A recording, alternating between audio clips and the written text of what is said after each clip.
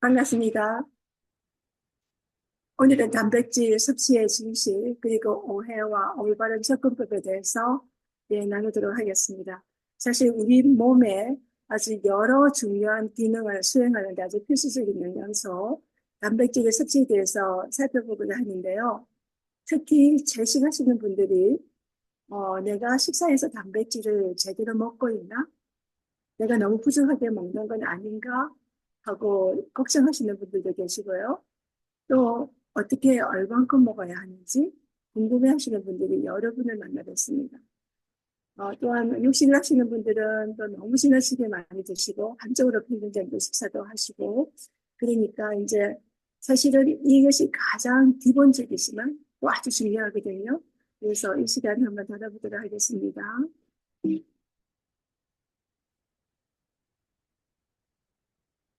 네, 우리가 이 단백질을 적절하게 섭취하는 것이 참 중요한데요. 이 단백질 섭취는 개인의 나이라든지 성별이라든지 활동 수준이라든지 또한 건강 상태 등에 따라서 아주 다르니까요. 어떻게 하든 간에 균형 잡힌 식사를 하는 것이 그것을 유지하는 것이 중요하겠습니다. 단백질을 섭취해야 하는 이유인데요.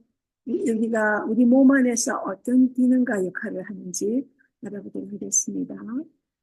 근육을 유지하고 성장하는 데 필요하고요. 세포를 복구하고 생성하는 이 세포들은 계속 새로 태어나고 그것을 재생하기도 하고 죽기도 하는 그런 순환을 하지 않습니까? 여기서 단백질 아주 중요한 역할을 합니다. 그리고 효소와 호르몬의 구성을 합니다. 그리고 신체 여러 생리적 기능을 조절하는 데 필수적입니다. 면역 기능을 강화하는 데 주요한 역할을 하죠. 그리고 에너지를 공급하는 데 필요할 경우에는 에너지원으로 사용하는데요. 이게 무슨 말씀이냐면은 다이어트를 너무 심하게 한다든지 아니면은 비하 상태에 있다든지 운동을 너무 과하게 해서 몸 안에 이 탄수화물, 에너지원이 탄수화물이 부족할 경우에 그때는 우리 몸 안에 있는 단백질 있죠. 그것을 분해해서 에너지원으로 사용한다는 것입니다.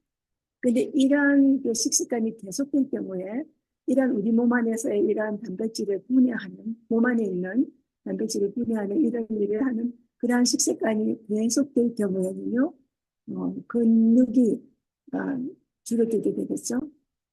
그래서 우리가 충분한 에너지를 섭취하는 것이 중요합니다. 이 단백질을 우리가 너무 적게 먹었을 때 오는 증상인데요. 근육이 약화되고요. 그다음에 줄어든다는 거, 그리고 피로감을 느낀다는 것입니다. 이 단백질을 에너지원으로 사용되기 때문에 부족하면 피로감이나 무기력을 느끼기도 하고요. 이 단백질이 면역세포의 그 구성성분인데 이것이 부족할 경우에는 감염에 대한 저항력이 감소합니다. 면역력이 저하되죠. 그리고 이 또 단백질이 피부와 조직 재생에 중요한 역할을 하기 때문에 상처 치유가 치유되는데 늦춰질 수 있습니다. 단백질 부족은 머리카락이라든지 손톱이 이렇게 잘 자라게 하는데 방해할 수 있고요. 그 다음에 이 뇌 신경전달 물질이 생성하는데 이 중요한 역할을 하는 단백질이 부족할 경우에 기분이 그러니까 우울해진다든지 이러한 것을 경험하시게 됩니다. 그리고 이것이 단백질이 충분하지 않으면요, 우리 몸에서 식욕을 증가시켜가지고 더 많은 고열량을, 고칼로리 음식을 더 많이 먹도록 해서 체중이 증가하게 된다는 것입니다. 그런 반면에 이 단백질이 너무 많을 때는 어떠한 증상이 올까요? 신장의 부담이 증가하는 것입니다. 왜냐하면 이 단백질 대사 과정에서 이 노폐물이 생성되잖아요. 그러면 그것을 처리해야 되잖아요. 그러니까 신장이 아무래도 일을 자꾸 하겠죠. 그런데 그러한 식습관이 계속된다면 우리 신장은 상당히 피로해지고 나중에는 신장이가 아파지는 그러한 일도 생깁니다. 탈수가 생기는데요. 이것은 단백질이 대사하는 과정에서 수분이 필요하기 때문입니다. 많이 소모되죠. 그래서 이러한 증상이 나타날 수 있고요. 또 이것이 너무 많으면 소화불량이라든지 변비라든지 가스 등의 소화 문제가 발생할 수 있습니다. 이것이 또 너무 많으면 소변으로 칼슘이 빠져나가는 거예요. 그래서 골밀도가 감소하는 위험이 생길 수 있을 거고요. 그다음에 이것이 또 너무 많으면 이것이 체지방으로 저장되어서 체중이 증가할 수 있죠. 이러한 식습관은 우리 심장에 많은 부담을 주죠. 그래서 심혈관 질환의 위험을 증가하는데요. 특별히 동물성 지방을 많이, 포화지방이 많은 그러한 식사를 하시는 분들 경우에는 특히 더 심혈관 질환의 위험이 증가합니다. 간 기능이 손상하는데요. 이 간이 단백질을 처리하고 아미노산을 대사하는 과정에 너무 무리를 하게 되니까 그러니까 간 기능이 손상한다는 것입니다. 그렇다면 이런 단백질을 도대체 얼마나 먹어야지 적정할까요? 네, 흔히들 많이 알려진 것입니다. 체중 1kg당 0.8을 곱하면 됩니다. 그러니까 예를 들면 70kg다. 체중이 70kg죠. 그럼 0.8을 하면은 56g이 되지 않습니까?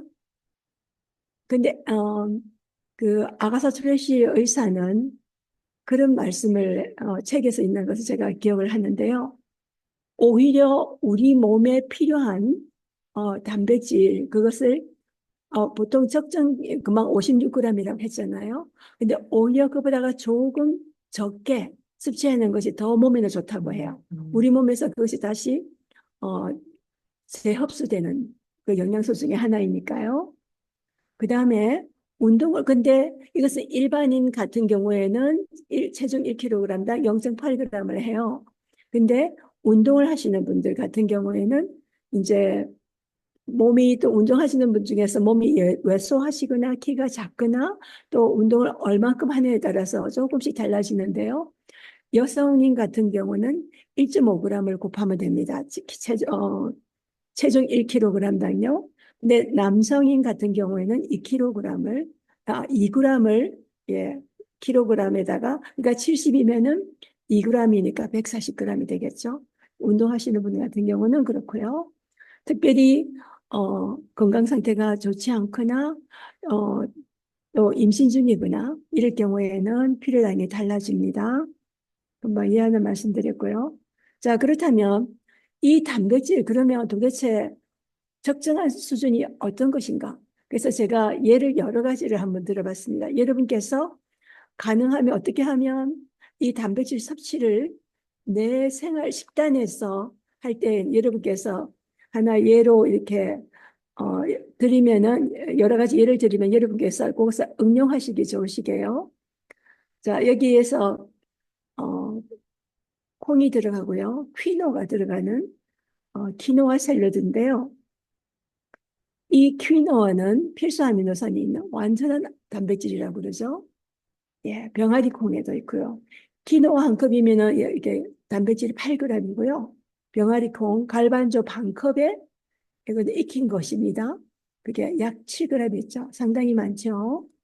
그리고 아보카도 반 개에 1g 있습니다. 시금치 한 컵에 1g 있고요. 해바라기 씨 두 큰술이면은 3g입니다. 토마토 한 개에 약 1g인데요. 그러니까 단백질이 가장 많은 것이 뭐냐면 콩류입니다. 양질의 단백질이죠. 그리고 견과류, 씨앗류, 그다음에 이제 과일, 채소 이런데요.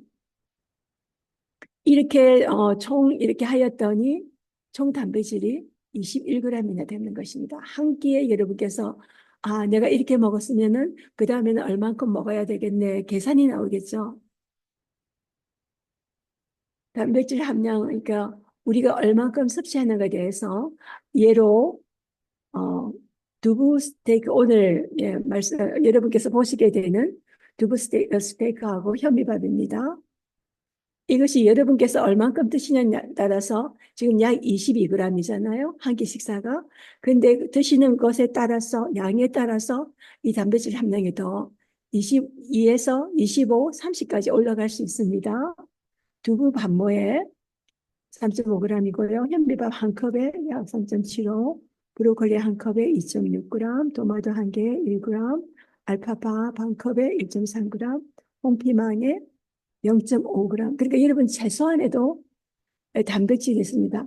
과일보다는 채소에는 단백질이 더 많아요. 그러나 과일은 이제 그 대신 단백질 함량은 적지만 아주 우리 몸에 필요한 미량 영양소인 비타민이나 무기질 이런 것이 또 있죠. 그리고 스테이크 소스는 여러분께서 얼마큼 드시냐에 따라서 이게 함량이 달라집니다. 자, 이렇게 해서 한 끼 식사를 여러분께서 드실 수 있고요. 또 그 다음에는 예하 3인데요. 과일을 그러면 여러분 도대체 우리가 여러분께서 즐겨 드시는 그 과일의 단백질 함량이 과연 얼만큼 나오나 한번 보시겠습니다. 바나나 큰 거 한 개에는요 1.5g입니다. 후지사과 중간 크기에는 0.5g이 들었고요. 무화과 두 개를 드셨을 경우에는 0.1g입니다. 더 드시게 되면 더 수치가 올라가겠죠. 복숭아 중간 크기 한 개를 들으셨을 때 0.9g이에요. 여러분께서 한 개만 드시는지 두 개나 세 개를 드시는지 또 달라지겠습니다. 수박 한 쪽이 100g입니다. 그러면 여러분께서 수박을 한쪽만 드시지는 않잖아요. 여러 쪽을 드셔요. 그러면 이게 또 단백질 함량이 달라집니다. 물론 열량도 올라가죠. 파인애플 한 조각, 한 링을 드시게 되면은 0.4g이고요. 망고 한 개가 200g짜리예요.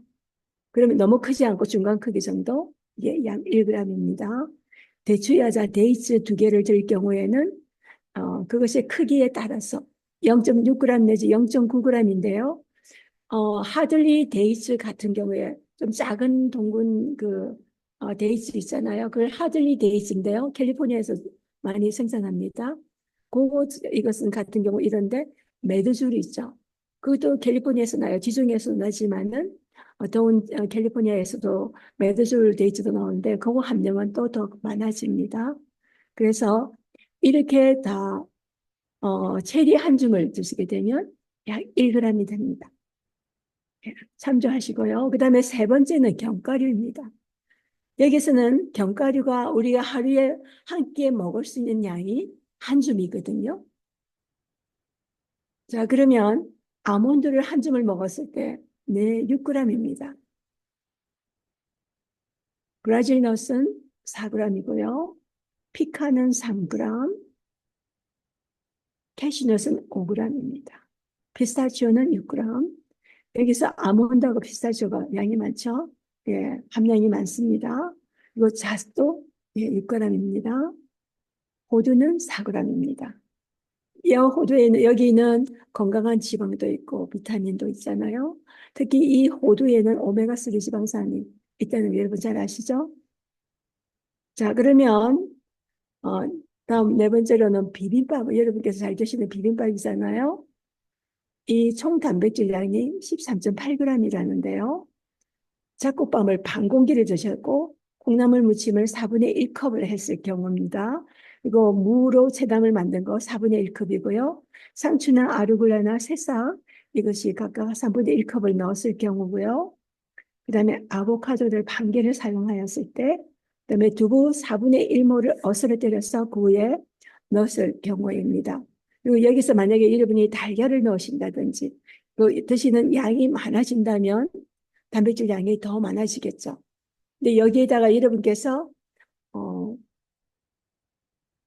예를 들면 아몬드를 더 드신다든지 잣이라든지 캐슈를 드시게 되면 단백질 함량이 싹 올라가겠죠. 그러니까 그거는 참조를 하시면 되겠습니다. 또 생것으로 샐러드를 먹을 경우에 지난번에 생것으로 먹는 그 샐러드에 대해서 제가 영상을 찍은 적이 있는데요. 열을 전혀 가하지 않았습니다. 그러니까 호박 종류, 노란색이라든지 파란색, 초록색깔 호박, 당근, 예, 이것을 다 재를 썼습니다. 4분의 1컵밖에 안 돼요. 사용한 것이. 그리고 아르골라나 양파나 상추도 3분의 1컵입니다. 3분의 1컵이면 양이 참 작아요. 근데 남성분들이 이것을 양을 드신다면 2배, 3배라고 생각할 수 있겠죠. 저는 또 채소를 좋아하기 때문에 저는 2배 이상을 먹어야 될 것 같아요. 여기다가 피스타치오라든지 토마토를 반 개를 넣는다든지 반 컵을 넣는다든지 아보카도 반 개를 넣을 경우에 예, 그렇게 달라집니다. 그리고 저희는 이제 이렇게 가끔씩 스무디를 아침 식사로 이렇게 들기도 하거나 아니면 저녁에 이제 가볍게 할 때 이렇게 하는데요. 블루베리 스무디를 이제 어제 아침에는 해서 먹었었거든요.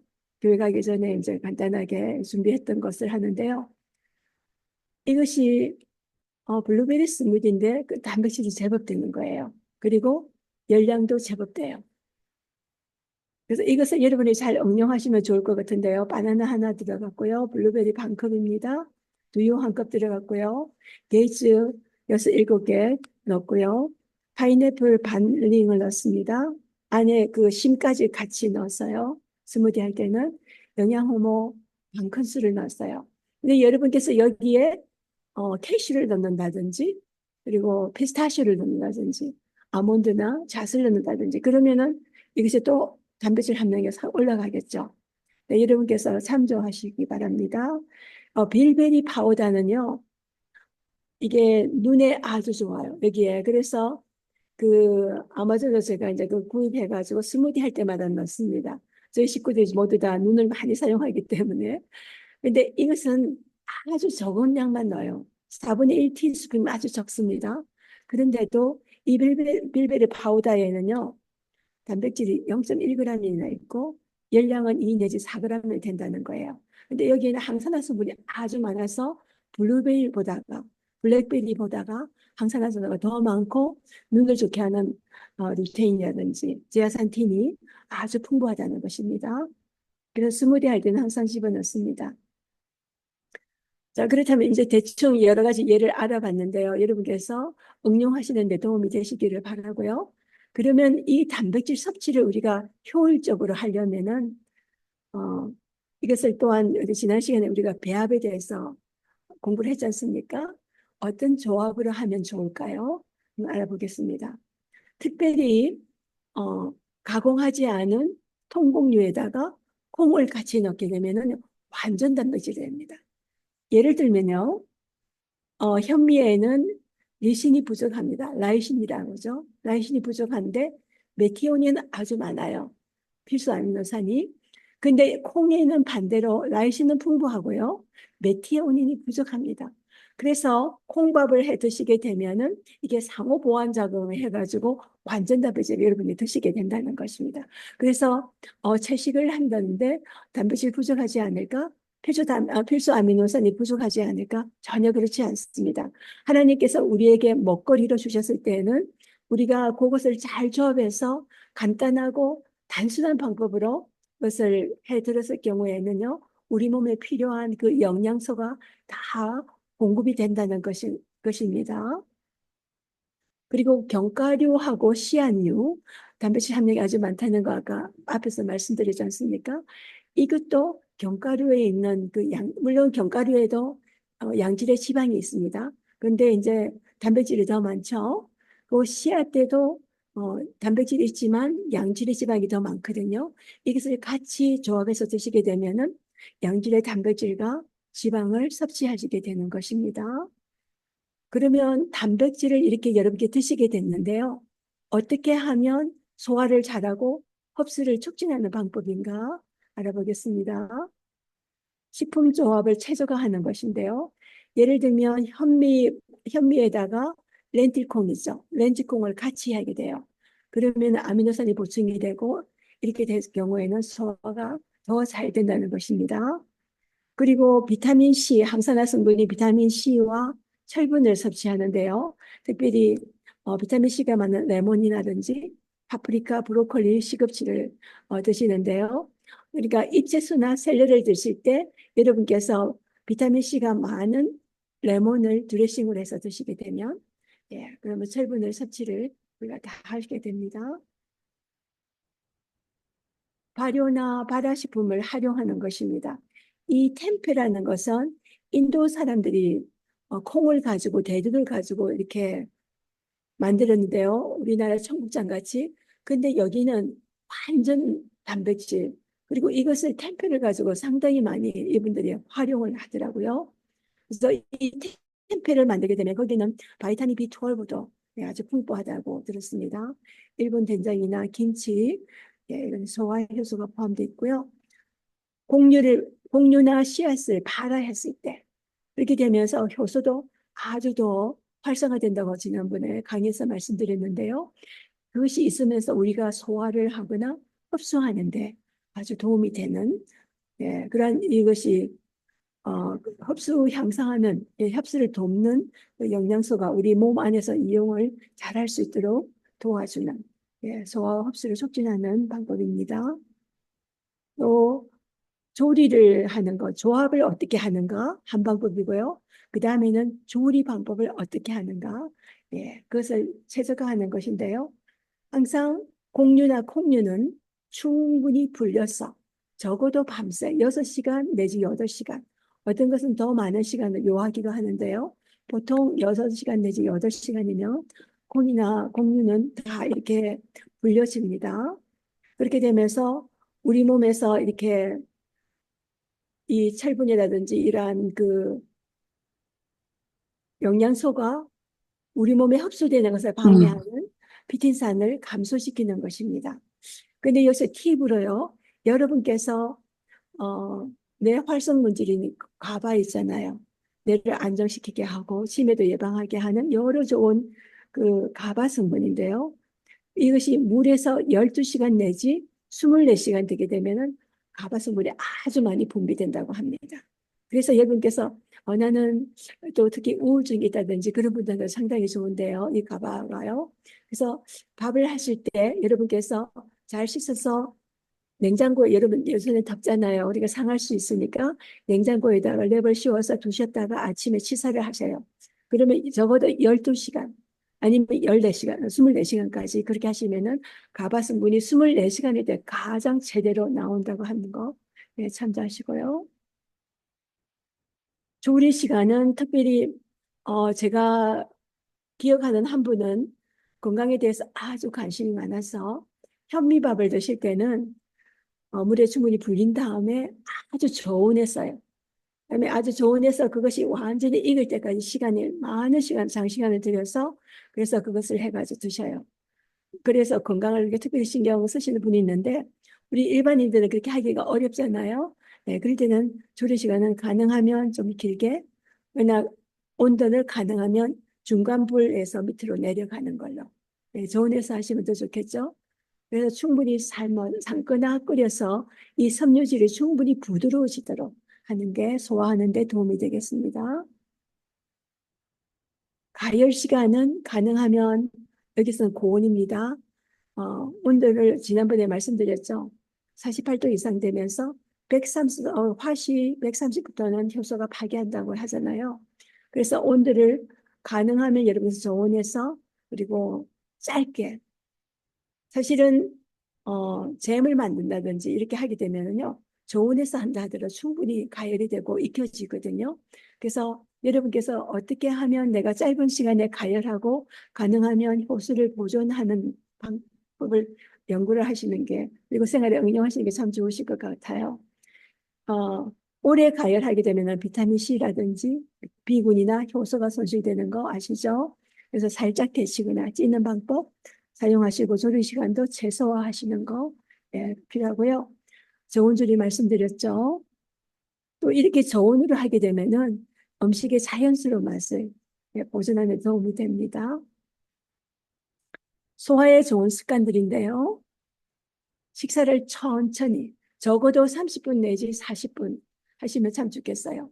밥을 입안에 넣어서 완전히 그것이 죽같이 되도록 꼭 씹어서 그 다음에, 근데 사실 우리가 밥만 현미밥만 하더라도요, 죽같이 꼭 씹어서 죽같이 만드는 그 과정이 맛을 느껴요.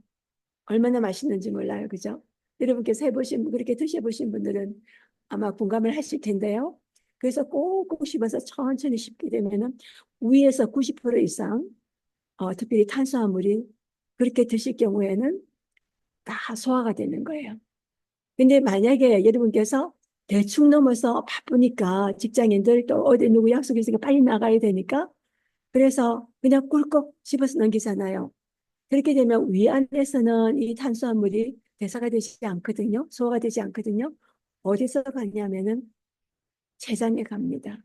그러한 식습관을 계속하게 되면은 췌장에서 아밀라제 소화효소가 나와서 이것을 소화시키는 일을 하게 되니까 췌장이 무리가 또 가겠죠. 그러한 식습관이 계속될 경우에는요.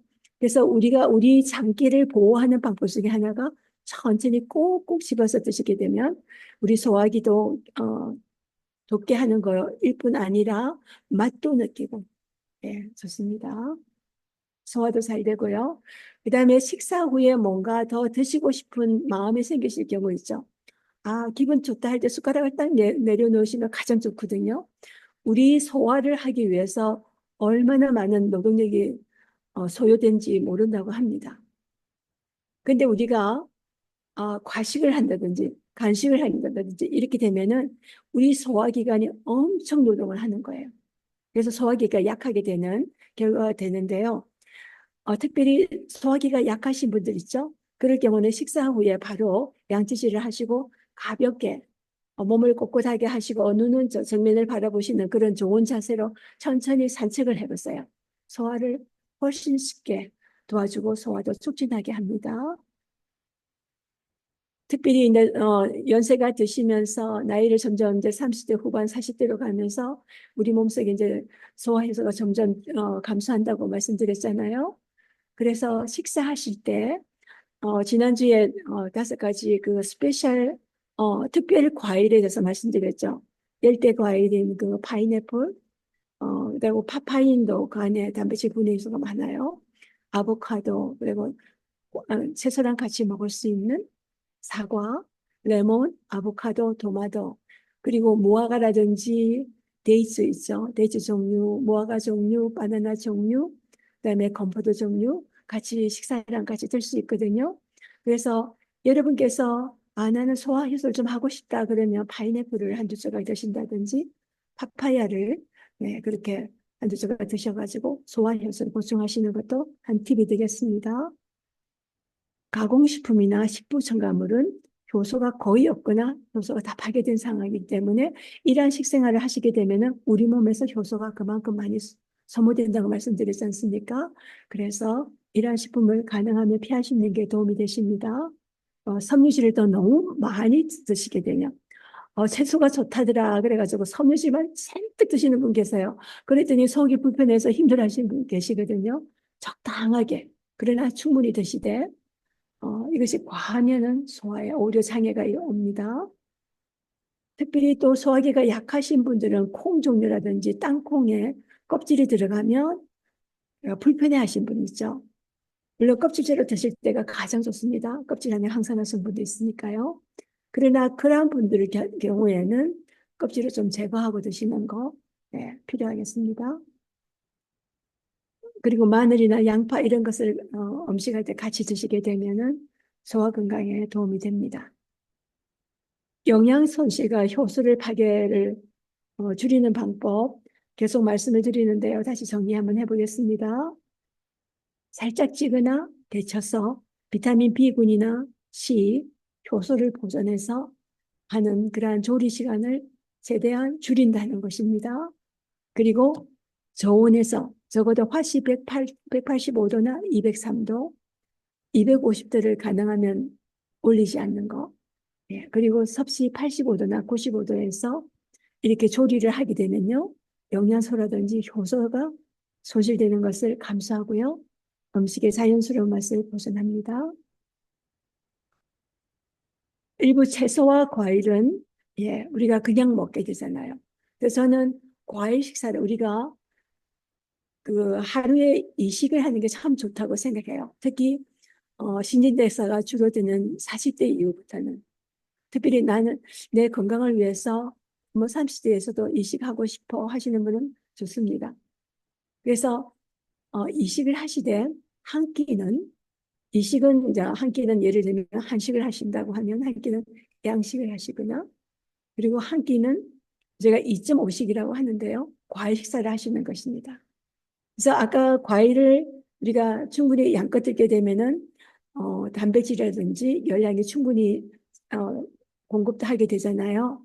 그러니까 이러한 것은 과일이나 채소를 익히지 않은, 가열하지 않는 가운데서 드시게 되면은 더 많은 영양소, 효소를 우리가 흡수하게 됩니다. 자, 여러분, 두부가 아주 필수한 것은 많죠. 완전 단백질입니다. 그래서 이 두부는 우리가 다양하게 사용을 하는데요. 그래서 조금 변화를 갖게 해서 맛이라든지 영양을 조금 더 보완하는, 증진시키는 그러한 레시피라고 생각을 해서 나눕니다. 두부 샌드위치하고요. 두부 스테이크입니다. 두부 샌드위치는요, 단단한 두부를 사용합니다.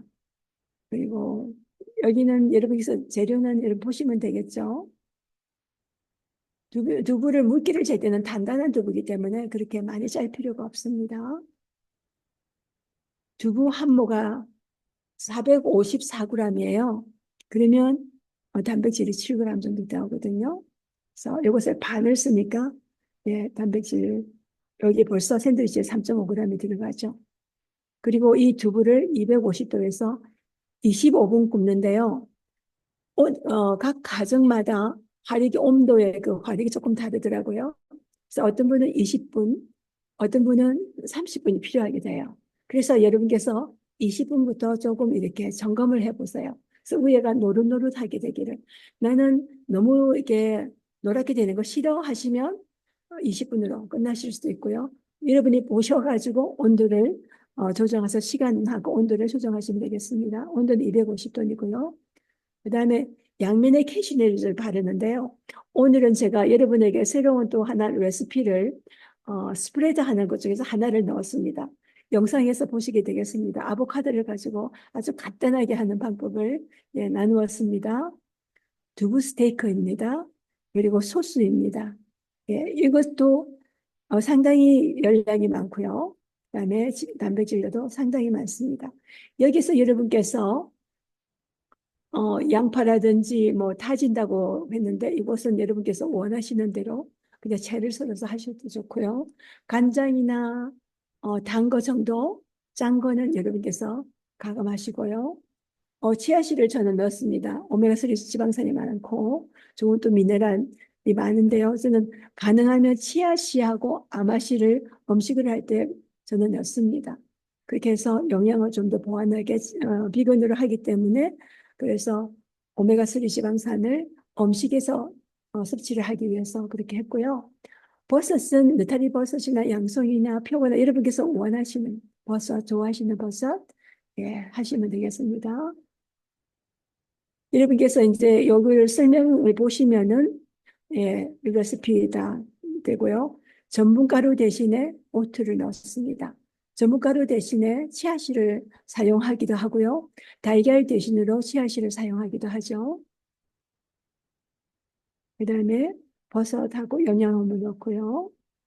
자, 이제 그리고 이제 저희 박사님하고 저희가 이제 하고 있는 그 비영리 단체 라이프 힐링 스쿨 이거 웹사이트입니다. lifehealingschool.org 이거 사이트고 여기서는 박사님의 여러 좋은 그 칼럼이라든지 기사라든지 영상이라든지 그리고 또 저희가 이제 프로그램을 하게 되면은 또 뉴스도 올리기도 하고요.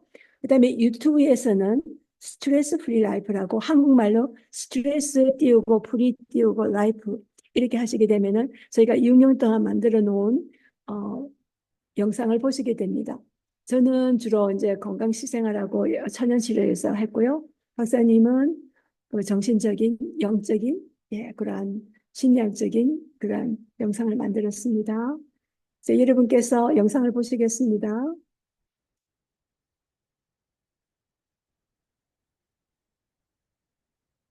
는 두부 샌드위치와 두부 스테이크 그리고 소스에 대한 레시피를 나눕니다. 단단한 두부는 살짝 물기를 손으로 눌러서 짠 후에 그릇에 담아둡니다. 손으로만 눌러도 물기가 나옵니다. 이렇게 많이 짤 필요는 없어요. 오븐에서 구우니까요.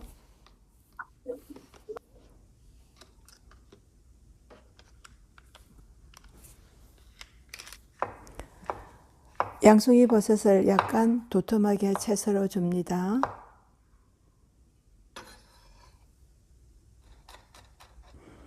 마늘 4개를, 큰 거 4개를 다져서 담아 놓습니다.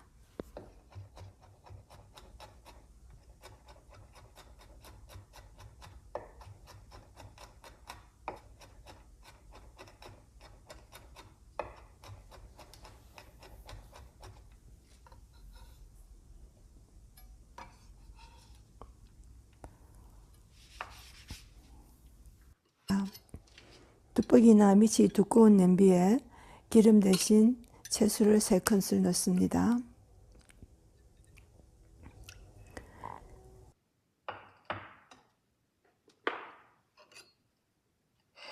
채를 썰어 놓은 양파를요, 다집니다.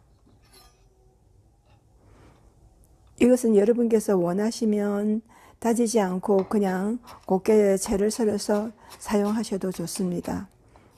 여러분이 선호하시는 대로 하시면 되겠습니다. 그리고 양송이 버섯 대신에 느타리 버섯이나 좋아하시는 버섯을 사용하셔도 좋고요. 미리 구운 두부를 접시로 옮깁니다. 양파 채 썬 것을 달궈진 뚝배기에 넣고요. 잘 뒤적여 줍니다.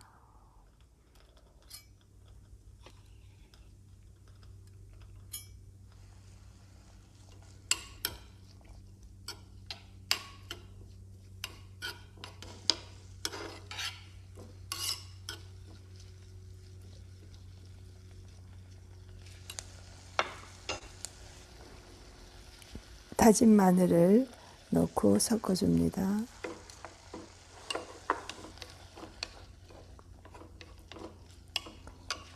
불을 조금 내려줍니다.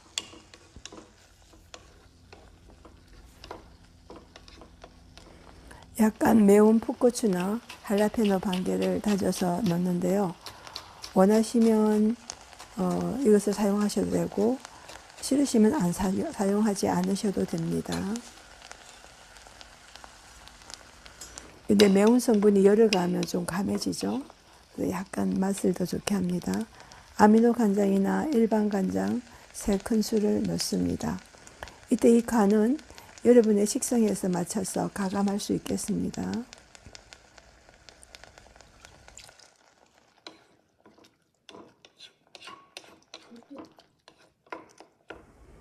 치아씨 한 자우스를 넣는데요. 생강해서 넣는데요. 네, 생강을 갈거나 곱게 다집니다. 이 생강이 냉동고 뒀던 걸 했더니요. 예, 물은 잘 빠져나왔어요. 그래서 나중에는 아주 곱게 조금 더 다져서 넣었습니다. 대추야자 불린 물 3분의 1컵을 붓는데요. 원하시면 단풍 시럽을 넣어 사용하셔도 좋고요. 간을 이렇게 제가 조절한 토마토 소스 반컵이나 아니면 케찹 4분의 1컵을 넣어도 좋습니다. 전분가루 대신에 오트를 갈아서 사용합니다.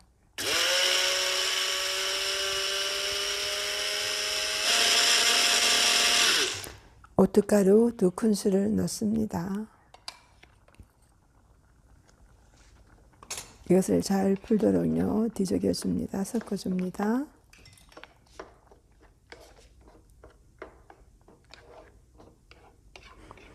대추야자 불린 물을 더 넣어서 농도를 조절하고요. 당도도 조절하고요. 그 다음에 썰어둔 양송이 버섯을 넣는데 섞어가면서 조금 더 넣으셔도 좋습니다.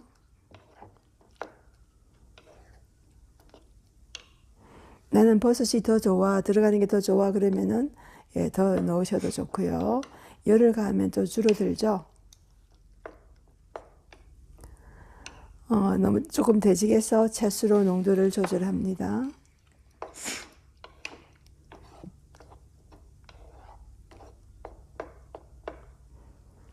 파프리카 1개를 채를 썬 것을 넣고 그다음에 섞습니다. 영양효모 1큰술 넣고요.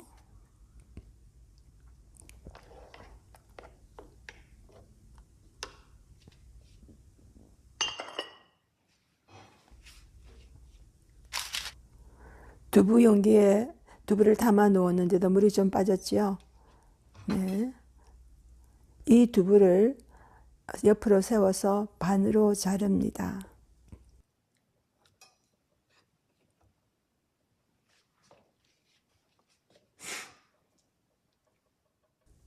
두부를 양사선으로 가볍게 칼집을 넣고요.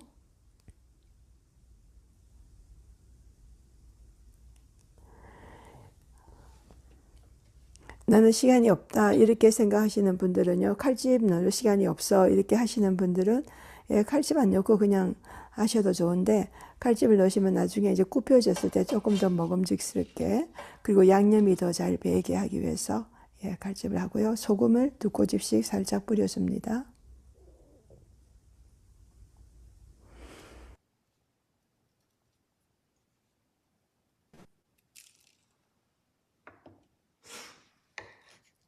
그리고 두부를 뒤집고, 네, 같은 방식으로 이제 또 칼집을 낸 후에는 소금을 뿌립니다.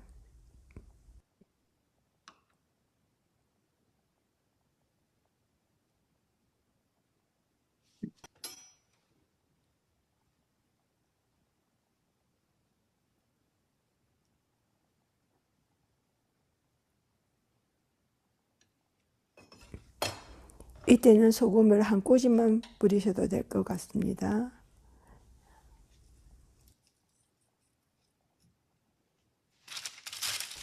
파치몬 페이퍼를, 그러니까 미니 오븐이 있었어요. 거기다가 유산지죠. 거기다가 두부를 깝니다. 화씨 250도에서 25분 내지 30분 굽는데, 오븐마다 집집마다 오븐 온도가 다르니까 20분부터 점검을 해보시기 바랍니다. 두부 샌드위치와 두부 스테이크 재료 맛있게 구워졌죠? 소스를 불을 약간만 올립니다. 그리고 더 적다가 불을 줄입니다. 토스트한 식빵 한쪽에다가 아보카도 스프레드를 바를 건데요. 아보카도 한 개를 반으로 돌려가면서 자르고 반으로 나눕니다. 그리고 씨를 빼내고요.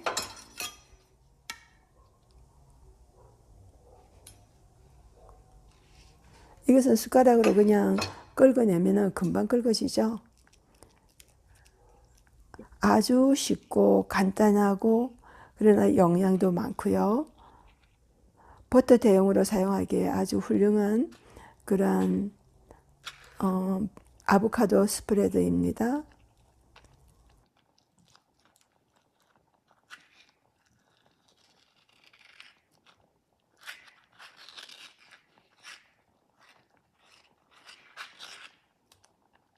소금을 넣고요. 신선한 레몬즙을 2분의 1 작은술을 넣으면서 섞으면은 색깔이 두어도 이렇게 변하지를 않게 돼요. 소스가 끓을 때 뒤적여 주다가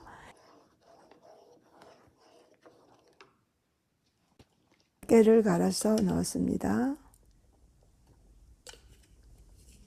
저는 통깨를 갈아서 넣었습니다.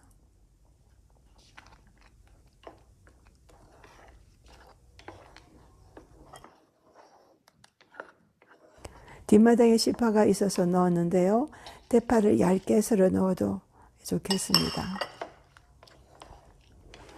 이렇게 뒤적이다가 그다음에 곧 불을 끕니다. 아보카도 스프레드 재료들을 이렇게 섞어주기만 하면 돼요. 숟가락으로 하면은 아주 잘 익혀지거든요. 아주 부드럽게 잘 됩니다. 성인에게 하루에 한 끼가 그 지방량, 좋은 지방이 이렇게 아보카도 반 개라고 하죠. 아주 쉽고 간단하고 맛과 영양이 우수한 아보카도 스프레드가 완성되었습니다. 토스트한 식빵 한쪽에 바릅니다.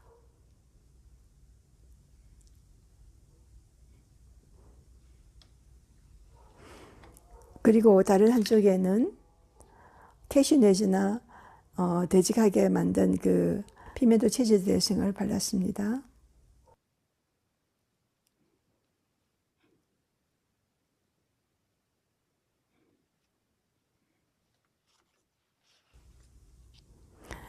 어린 로메인 상추와 아루굴라를 넣었는데요. 여기는 요 안에 들어가는 것은 여러분께 좋아하는 채소들을 넣으시면 됩니다.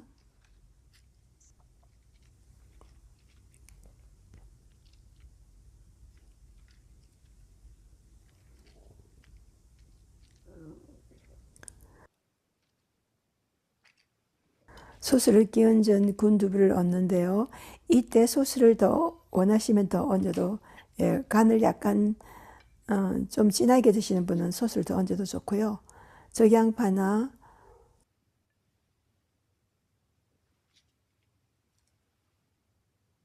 채썬 적양파, 토마토,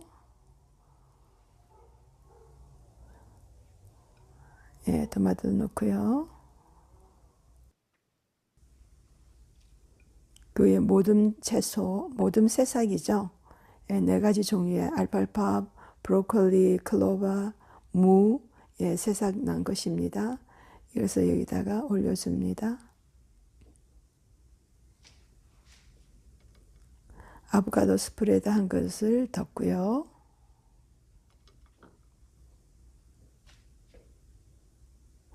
네, 이렇게 됐는데요. 이것을 칼로 반으로 자릅니다. 이게 한 끼 식사로 아주 든든해요. 이 두부만 하더라도 단백질이 약 10g이 되거든요. 다른 채소에도 있고 또 스프레드에 드레싱에도 단백질이 있어서 한 끼 식사로 아주 충분한, 네, 두부 샌드위치가 완성되었습니다. 현미밥 반 컵, 브로콜리, 토마토, 케일 접시에다가 구운 두부를 얹습니다. 소스를 넉넉히 끼얹었어요.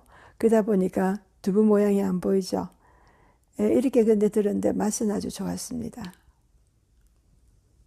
여러분께서 미간상으로 조금 더 멋지게 한번 만들어 보세요.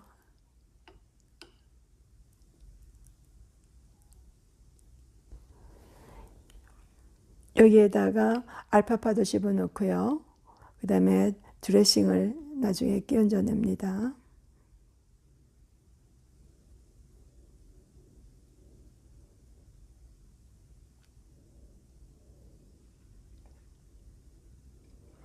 자, 이렇게 두부 스테이크를 만들었는데요.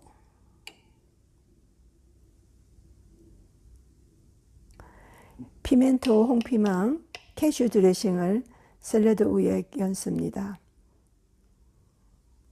이 드레싱은 너무 짜지 않게 아주 맛이 아주 적당하게 구수하면서 되게 상큼하더라고요. 그래서 이렇게 해가 드시면은 이 샐러드를 드시는데 더 맛나게 드실 수 있게 됩니다. 물론 영양은 더 업되겠죠.